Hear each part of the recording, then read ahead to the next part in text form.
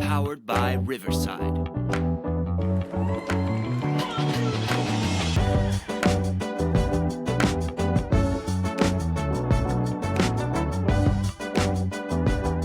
Hey, welcome. Who's your winner today? Happy Friday, everybody. It's game day. Mike and I were just talking about how this Friday game kind of snuck up on people. Apparently it snuck up on our Riverside band too, because they seem to have a little hiccup in their giddy up there when they start the song, Yeah, it's crazy. Friday night.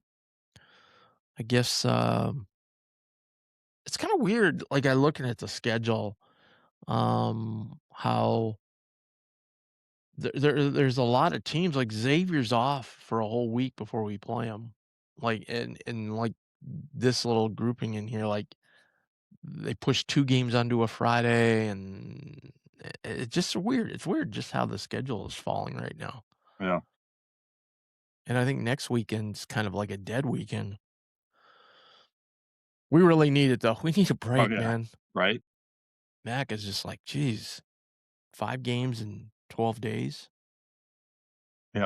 You can tell some of those guys have tired legs. That's for sure. Yeah. Welcome to the show.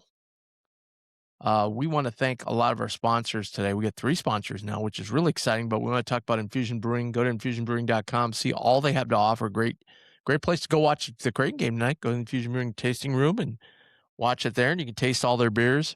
Obviously, the home of the Let It Fly beer that you see in the arena and over at the Let It Fly Sports Bar. And then also we want to keep pushing that event, Wax and Drafts. It'll be a week from Sunday, so January 25th. 11 to 4 at Infusion Brewing at 6271 South 118th Street. They're going to have a trading card show, over 40 tables. You could buy, sell, trade. It's free to the public. Just go in there. You can buy beer. They're going to have pizza for sale and so forth. So check it all out. That's infusionbrewing.com. Hey, before we get started, so I got to ask you a question.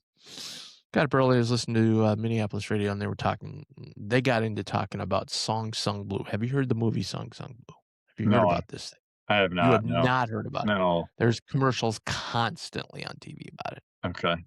I don't watch a lot of TV unless it's Creighton basketball or yeah, but even if you saw other like social media, okay. Anyway, it's a show about Neil Diamond and about this. It's a true story about this guy and this gal that start up a Neil Diamond tribute band.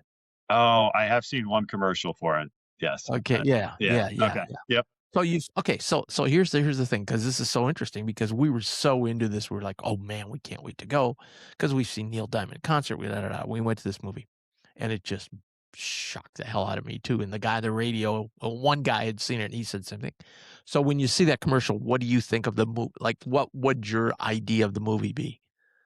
Like, honestly, I've only seen the commercial once, and I wasn't really paying attention to it. So it just kind of seems like kind of a feel good. So yeah, right. I guess that's what I would probably say. Yeah. Oh my God! Like the saddest movie you've ever seen in your life.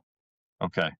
Like it's breezing along. I'm in the theater and I'm like, it's like 45 minutes in, and this seems like they're about ready to wrap this baby up. I mean, what else can they do here? And then all of a sudden, oh wow! Like the guy on the radio goes, if you haven't seen it, go see it. It's really good. There's a documentary, on YouTube. There's a documentary about this actual couple, the true couple. So this is a true story. Okay. Or like the guy on the radio goes, he goes, man, sometimes you leave movie theater and he's like, man, I'm glad I'm not that son of a bitch. And both of them. I mean, oh my God. Okay. Anyway, my bigger point is this. So Kate Hudson's in the movie. You know who Kate Hudson is? I do. Yep. Okay. So they came up with this. And so then one of the guys on there was like, who? And the guy goes, well, she's Goldie Hawn's daughter. Do you know who Goldie Hawn is? I do. Yeah. Okay. So the reason I'm asking is your age group. I was like, do you even know who Goldie Hawn is? So then he's looking her up like when she was younger. Like, oh wow, yeah. Right. Right. So it got me thinking, like, do you even know what laughing is? Have you even heard of that before? No. Okay, yeah. I would think not. But back, I don't know, 50 years ago, probably more than that. Oh, more than that. What would 50 years ago? It would be 75, 76, right? Oh yeah. So this is 60 years ago. Laughing was like the #1 show on TV, and it was always on Monday nights, and it was always like before Monday Night Football. So Okay. I remember as a kid, my sisters, we kind of traded off nights. So every other Monday night, I got to watch Monday Night Yeah. Football. Gotcha. Yeah. But she always liked laughing. But laughing was it was, if you watch it now, if you go on YouTube and go, it's the dumbest ass show of all time. Like, you'll be like, what the hell? Like, but it was, yeah, it was crazy.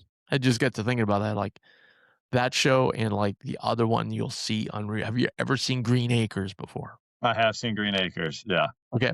Now, when you watch that, you probably think, wow, what Right. a stupid show, right? I Right. mean, this was a prime time 8 o'clock show. Yeah. Like, that show, though, just cracks me up. Like, Yeah. like Haney, Yeah. the ag director guy, he's just classic. That's a nice day. Well, I guess it's not a nice day. It's just absurd. Yeah. The pig. I remember Heath watching it for the first time I showed him. He was just like, what the hell's with this pig? And I go, oh, the pig's hilarious. Yeah. All right, I digress. Yeah.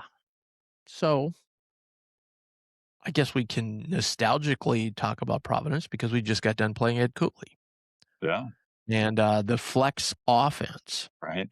Thank God Providence doesn't play that anymore.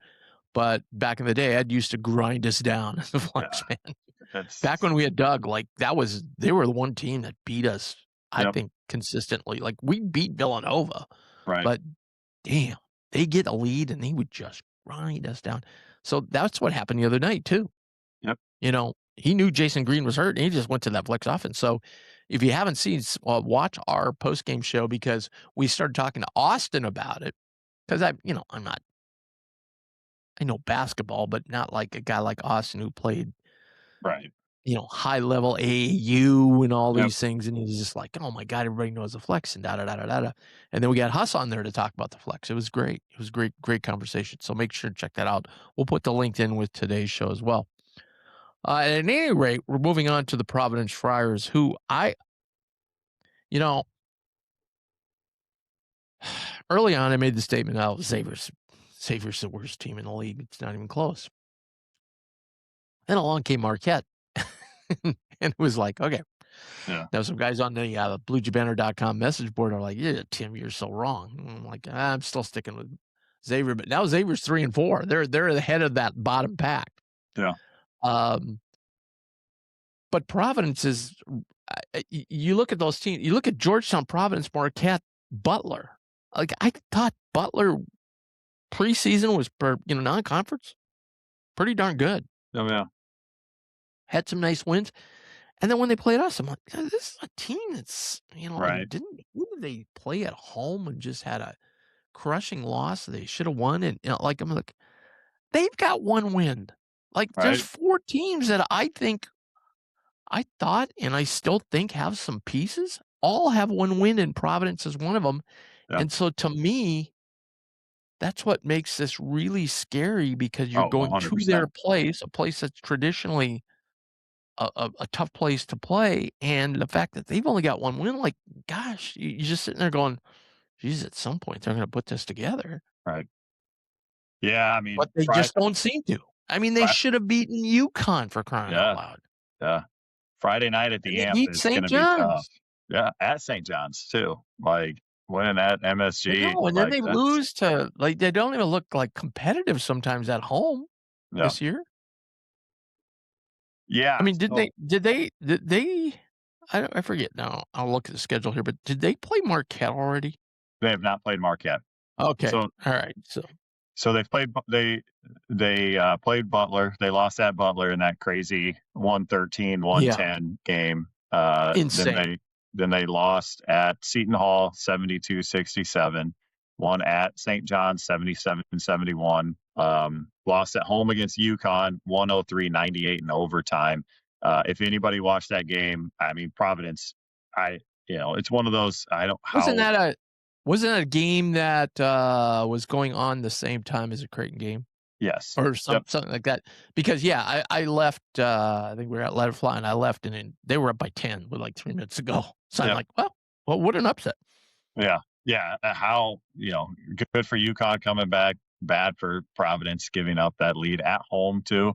Like, that's always the weird one, like Creighton losing that lead at Seton Hall. It's at Seton Hall. You can kind of see crowd gets into it. The UConn game is shocking to lose a lead like that at home. And I get it. UConn's really good, but man, the AMP is a tough place to play, especially when that crowd gets going. So that's a surprise. And then they lost at Xavier 97-84. And then they lost at home against Villanova this week 88-82. Yeah, so they've lost 3 games at home. They've lost all 3 of their conference games at home. That's another reason. It's like, God, the law of averages here. But listen to this. Here's what they've given up. So starting with the Villanova game and going backwards. 88, 97, 103, 71 is a game they won. 72 to an offensively challenged Seton Hall team. 113, 79 to Brown, and 71 to Rhode Island. And then you skip a game and they gave up 90 to Florida, 104 to an offensively challenged Wisconsin team. Oh, wow. Yeah, that's not good. Like giving up 90 to Florida is not any like No. They regularly score that many, but my goodness. I get 2 of those were overtimes, but so yes, I guess that's the first thing to watch tonight. Like if we don't have 35-40 at halftime, we're in big trouble. For sure. Yep. And so, the big thing with Providence is also you look at all those games and they are scoring too as well. So they are number 1 in the Big East, averaging close to 89 points a game, actually 19th overall in the country in points per game. Yeah.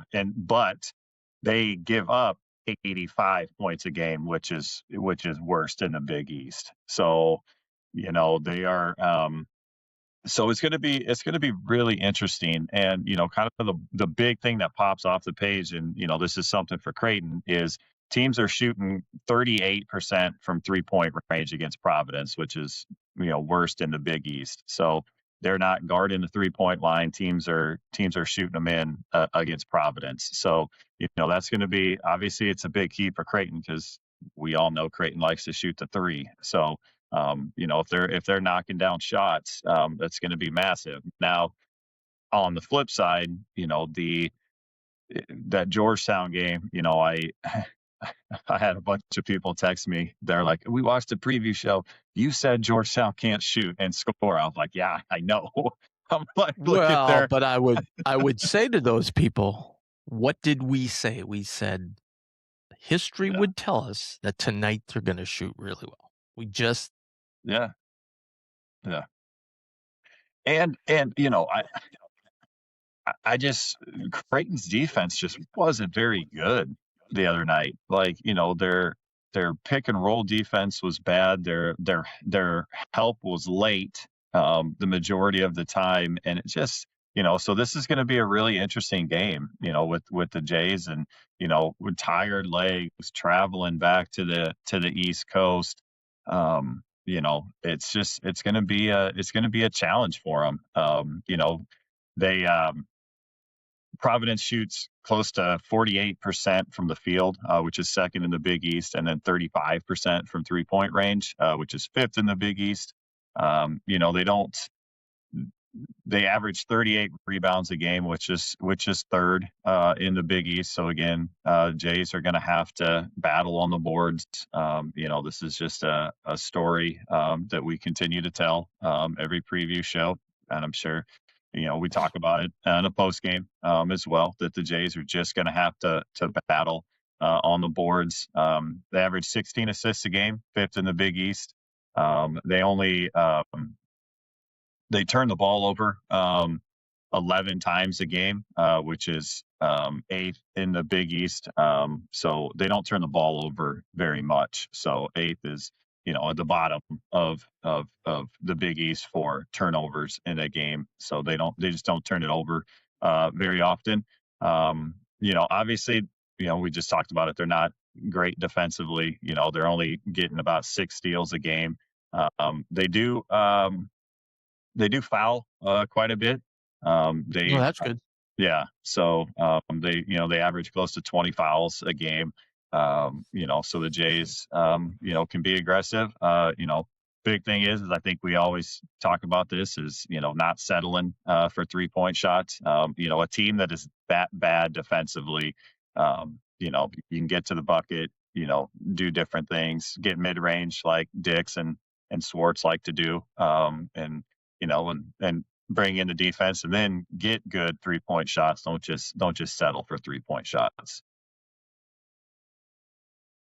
Yeah. I think we're, hate to say this because he's been so terrific, but geez, we're going to need another big game from Schwartz because I don't know, just without digging through a pile of numbers, it just, in my mind, it just seems like we've never shot the ball great there. No, never have. And just kind of digging in a little bit more on Providence defensively. They also give up a lot of rebounds. They're giving up close to 38 rebounds a game. So obviously, if you look at defense and you look at how poor they are defensively, like I don't see anything that they do well. They don't force turnovers. They give up a lot of assists too, so teams are moving the basketball, kicking out and making shots against them. Close to, they're 17 assists a game the opposition is doing against Providence. So, there's just not a lot of things that they do well defensively. And it's kind of strange. It's one of those things. They have a lot of transfers that play a lot of minutes, and then they have 2 true freshmen that play a lot of minutes as well. So it's just maybe one of those things. These guys just aren't meshing well on the defensive end. You hear Mac talk about it all the time with communication, and that was a big issue early on. Is just guys aren't talking on defense. There's zero communication. So you wonder, with a team like Providence that has all these new guys, that it's just not clicking for them on the defensive end. Yeah. Before we get into some specifics here, I just want to mention RTI Threads. So go to rtithreads.com. Check out all they have to offer. They've got great gear, tees, hoodies, sweatshirts, caps. Check it all out. They've got new things all the time now. They have a Creighton basketball cap specifically for basketball, which is kind of cool. So check it all out. Go to rtithreads.com and check out all they have to offer. They've been a great sponsor for us, and all these giveaways we do, they've helped us out with those. So we really appreciate it. All right, who we got to worry about?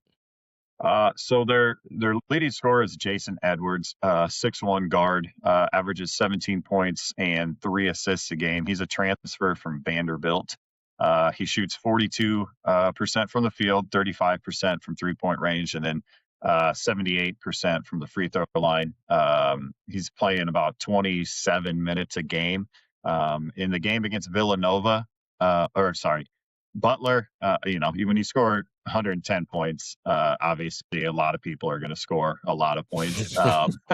So he had 32 against Butler, 10 against Seton Hall, 11 against St. John's, 8 against UConn, and 16 there against Villanova. So he can score. He is only 6'1" though. So it'll be interesting to see who the Jays match up with him. We know in that Georgetown game, they started Dix on KJ Lewis, and then, they were having a really hard time with Malik Mack. And so, Dix switched over and guarded Malik Mack and and especially late in that second half, did an outstanding job against Mack. So it'll be interesting to see, what the Jays do here against Jason Edwards. Yeah. That's always the key, right? But it is kind of nice, like for the first time in a few years, back to the Kyrie days, maybe Tyshawn that one year, and people like it's nice to have that game where we go, oh, they've got this guard. Okay, well, we're gonna put Dix on him. Yeah. like Right. even though we've had the defensive player of the year for how many years in a row, he was in the post. It was a different type of deal. Now we've got a guy who can lock down guys. Yeah. And he's, Yeah. And it's interesting when you watch him too, like on those ball screens, like he will come over the top and like be trailing the guy. But often that player on the dribble is so concerned about him being from behind, Yep. like it's just, you can just see it in their head. Like they're Oh, like, yeah. I Right. could take the shot, but he might block it, Right. Yeah, especially with the height difference there in the second half with Yeah. Dix and Mac, that would be obviously about the same with Edwards here if the Jays decide to go with Dix on him. So And Dix has been surprisingly good against quick guys too. yeah, he was. I mean, I don't. They kind of talked about it in the preseason about Dix and probably being the best on ball defender, and I think we were all kind of like a little surprised by that. And then he's been awesome defensively this year. So far. Yeah, absolutely. Who else we got to worry about? Jalen Sellers, 6'5", averaging 16 points and 4 rebounds. He is a transfer from Central Florida. This was his third team. So I can't remember where he started at, but the last 2 years he's been at Central Florida. 45%. They got a pretty good team this year too. Yeah. 45% from the field, 41% from 3-point range, and 88% from the free throw line. He's a guy, if you foul him and he goes to the line, he's going to knock him down. Last year he was up in the 90s too from the free throw line, so he's a really good free throw shooter. Do you have what they're shooting as a team from the line? From the line, yeah. I had it. Sorry to throw a wrench into your preview. I'm just curious. I normally have it, and I'm not sure where it went. It's something I usually look at and did not for this. Yeah, give me 1 second here. We'll get it pulled up. Yeah, it was pretty solid, if I remember correctly. So I shouldn't be shocked tonight when they start making them. Yeah, so they are. Yeah, so because I'm always like, doggone it, we shoot the ball. This team's shooting the free throw so good, I always look for that to be our advantage this year. So they have so many good free throw shooters. So they're actually best in the Big East at 77% from the line. Really? Where do we rank? Second at 75. Okay. All right. Okay. So hence why maybe they scored a lot of points too. Yeah. You know what I mean? Yep. So the fact that we generally don't foul. Yep. Although late this season though, there's been more times than not where we've been close to the bonus before the other team. Yeah, we're a little handsy, especially on the perimeter, which is, I don't know. It's always tough, and I don't want to get into officiating or anything like that. But you call some of these ticky tack fouls, and then you let Seton Hall do of what they did. You know, and I don't know if you saw this, not to get too off topic here, but UConn the other night had a big lead against Seton Hall. And the joke was that you know, all of a sudden the officials swallowed their whistles against Seton Hall on the defensive end, and then magically Seton Hall comes back. So it must be something there up in Jersey. So Well, I'm sure Hurley will let the league know that. yeah, I mean, because 'Cause he'll UConn say, "Hey, was up look at our 16. game, look at Creighton's game." Yeah, You know? yeah, UConn up 16 in the second half. Yeah, you know, that's not normal. You know, you don't really see, you know, that. I think Seton Hall cut it to 1 or 2. You know, UConn, I don't know. It's kind of strange to see them blow a lead like that. So, but there was a It'll lot. be interesting to see when Seton Hall comes here, how Yeah. tight the refs call it. I bet you they call Right. it tighter Yeah. than they have. Yep. And what Shaheen will go nuts down there. Yeah. Okay, sorry. Go ahead. No, that was me. I went off the topic there. So the next two are true freshmen, Stephon Vox and Jameer Jones. Vox, if you watched any of the St. John's Providence game, he was awesome in it. He was, you know, the lights weren't too bright for him at MSG. He was outstanding in that game. He had 21 in that game. He's just How big is he? he's 6'7", so Okay. he's a good player, averaging 14 points a game, 41% from the field, 34%, and then 79% from the free throw line. He plays 30 minutes a game, and so you can kind of see as the season has gone on, like his minutes are going up and up. He's playing more every time. He's just he's a really good player. Does a lot of things right, and he's one of those freshmen that just the moment never seems too big for him, which, you know, you always as freshmen is always kind of the thing you kind of look for at freshmen. And then Jones, he's averaging 11 points a game. He's 6'6", 68% from the field, 53% from three, but he's only shot 15 times from 3-point range, and then 68% from the free throw line. And he plays 21 minutes a game. So, you know, those two guys, you know, especially, and I know Vox was really good at Madison Square Garden, but, you know, you get freshmen at home, you know, they always play better in front of their home crowd, you know, friendly confines and things like that. So I'm expecting those two guys to be tough tonight for the Jays. And then, you know, like I said, a lot of transfers, a lot of freshmen, new faces. A familiar face, you know, if you've watched Providence, is Corey Floyd. He was there last year. He averages 9 points and 5 rebounds a game, 44% from the field, 39% from three, but he's shooting over 50% from three at home. Yeah, right. So, you know, it's something obviously to watch out for. You know, he's a guy that obviously likes the home cooking, and, you know, shooting 78% from the free throw line, and he plays 26 minutes a game. So we just cannot turn the ball over because you can't give up possessions. Right. They're probably not a team that's going to go down and get pick sixes on you, but we can't turn it over. And B, we got to get offensive rebounds we can't give up offensive rebounds. Right. Exactly. So, yep. Yeah. Jeez. Well, there'll be somebody, you know, this is what's going to happen. There's going to be somebody that we're going to bet can't perform, and we're going to leave him shoot threes. And it's going to be somebody. I don't know who it's going to be.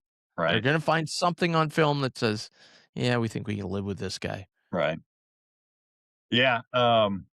You know, and so there's a couple other guys to know about, obviously, and I'm not even going to try to pronounce his last name. He's the big guy, 6'10", Oswin. He's a dude, man. Yeah, he's 7-7. 73% from Shocking he's not better. yeah, it is very shocking, actually. I think a lot of people kind of expected him to make these leaps, and he just hasn't. But still, 7 rebounds a game, 6'10". So he's only playing 22 minutes a game.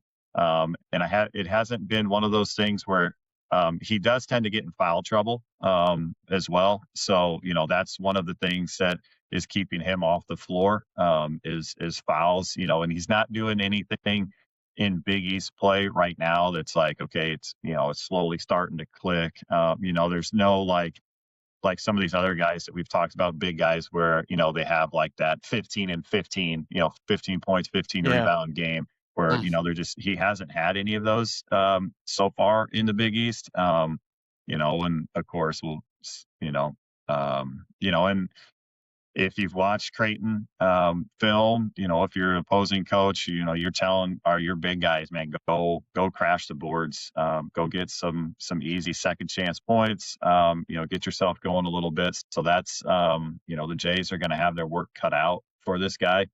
He is a hard worker, sometimes to his detriment, judging by him getting in foul trouble constantly. So, but yeah, he's I think he's like kind of what you were saying. It's just kind of weird that he hasn't made that jump yet.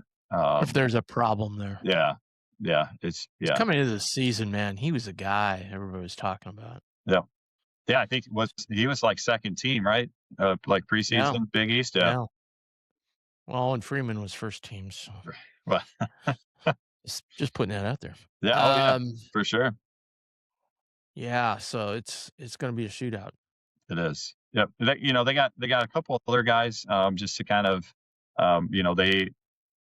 they go up and down. So, they do play some other guys. Ryan Mela, he's a sophomore. He was on the team last year, 6'7", averaging 8 points, 5 rebounds a game, 45% from the field, only shoots 21% from 3-point range.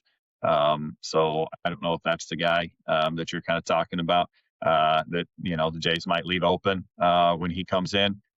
Playing 21 minutes a game. And then they got two guys, two transfers playing 16 and 12 minutes respectively. Duncan Powell, he's from Georgia Tech. He's 6'8". And then Cole Hargrove, he's transferred from Drexel. He is also 6'8" as well. So, they got size minus, their leading scorer being 6'1". But just in watching them, like I said, I don't want to harp too much on them defensively, but to have kind of the size that they have, the 6'8", 6'10", 6'7", 6'6", 6'7", 6'5", to not be, to not get more steals and things like that on the defensive end is very surprising. So, it's just, hey, we'll give up buckets and we'll go down and get buckets and we'll just go back and forth and hopefully, we can score more at the end. So we are a 1.5 point favorite. The end over is 162.5, but that's a sucker bet right there because everybody will pound the over and it'll be a 62-60 game. Right. Just smell it, or it could be 100 to 100. Who knows? It just when you look at two teams playing each other, and you're like, oh, what? There's going to be a lot of points there, but there could be a lot of adjustments made. So, but we're going to have an elite shooting night. Yep. And I'm saying elite for at Providence. Right.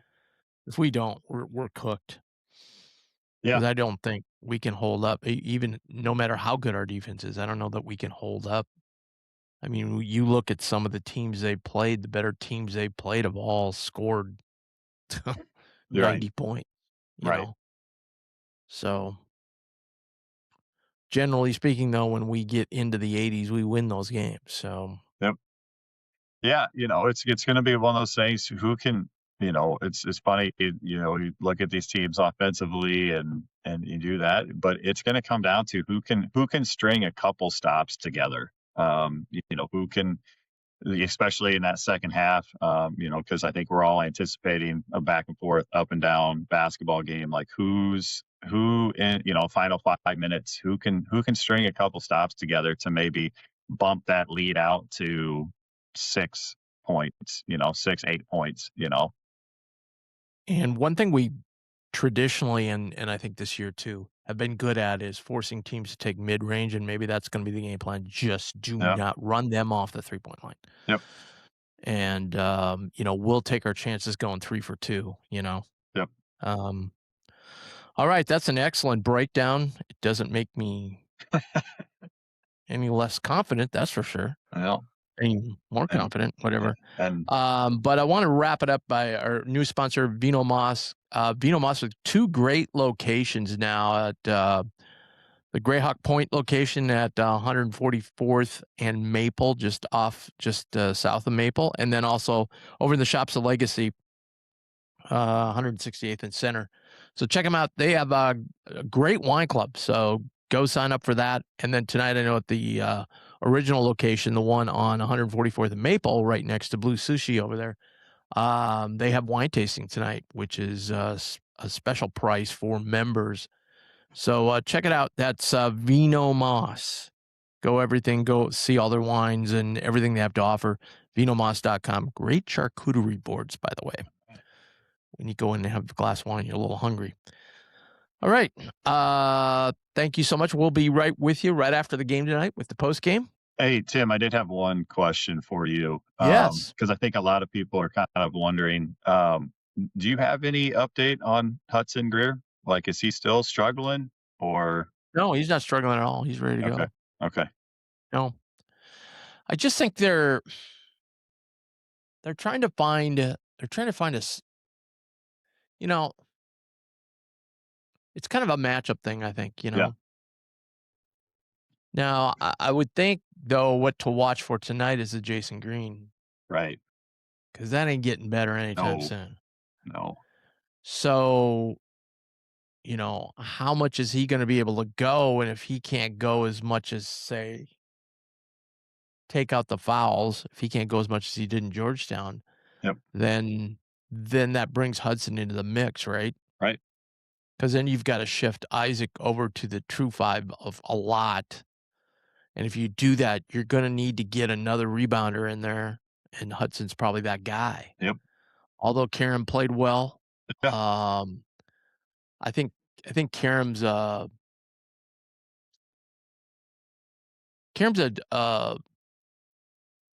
unorthodox guy. Let's say, just his style and everything. So I think it's kind of tough for teams to guard him too when he gets down there. Yep. So,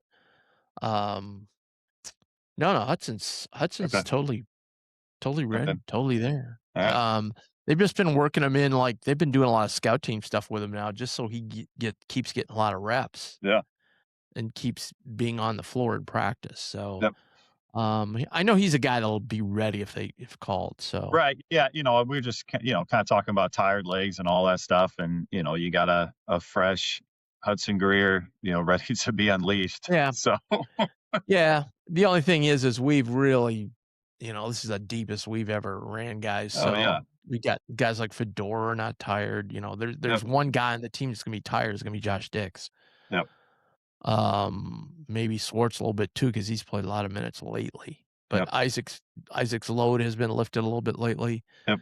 Obviously our center's loads have been lifted. Karam's played more, way more than he has. But other than that, Graves has probably played a little more.